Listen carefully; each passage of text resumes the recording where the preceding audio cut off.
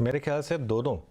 अभी भी ये मार्केट ऐसी है जहाँ पर मुझे लग रहा है कई स्टॉक्स, ख़राब क्वालिटी के स्टॉक्स यहाँ से भी 40 से 50% अगर गिर जाएंगे तो मुझे हैरानी नहीं होगी।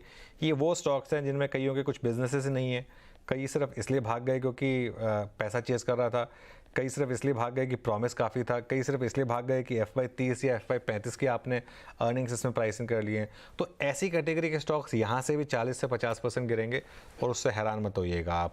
लेकिन अगर आपके पास अच्छी क्वालिटी के स्टॉक्स हैं और अगर आपने पैसा रेज़ किया है और अगर आप पहले ही निकल गए हैं मार्केट में से, थोड़ा आपके पास कैश है, तो अच्छे स्टॉक्स में इन्वेस्ट करने का धीरे धीरे अब समय आ गया है। जैसे फॉर एग्जांपल निफ्टी का ETF है जो मैं यूज़ करता हूँ, फॉर एग्जांपल उसको आप अब यूज़ कर सकते हैं टू बिल्ड पोजीशंस अपने लिए, क्योंकि देखिए एग्जैक्ट बॉटम तो कोई नहीं पकड़ पाएगा मार्केट में। एग्जैक्ट टॉप और एग्जैक्ट बॉटम ना कोई पकड़ पाया ना कोई पकड़ पाएगा, सबसे ज़्यादा पैसा ही उसमें जाता है।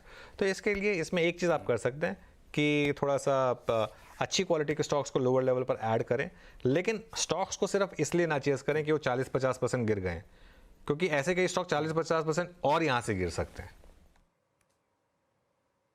बिल्कुल, यहाँ पे मैं आपसे एक सवाल और पूछ ही लूँ लगे हाथ कि आपने कहा कि अब समय आ गया कि धीरे-धीरे पैसा लगाया जाए। तो आप चूँकि इतना लंबा अनुभव रखते हैं कि आपके हिसाब से फ़ॉर्मूला क्या होना चाहिए? किसी के पास कैश पड़ा हुआ है, तो क्या एक साथ पूरे पैसे लगा दे या फिर कितने मार्केट गिरने पर कितना पैसा लगाए, कितना परसेंटेज लगाए अपने पूरे कैश का? तो ये ऐसा क्या फ़ॉर्मूला रखना चाहिए दिमाग में? मेरे ख्याल से इस समय करीब करीब आप 40% के करीब अपना कैश आप मार्केट में लगा सकते हैं।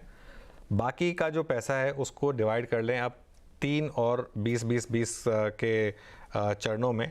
एक 20% अगर मार्केट यहाँ से निफ्टी यहाँ से और 1000 पॉइंट गिर जाए तब, और बाकी के 2 अगर और 1000 पॉइंट गिरे। वैसे होप यही रखिए, उम्मीद यही रखिए कि वो आपको लगाने की ज़रूरत ही ना पड़े।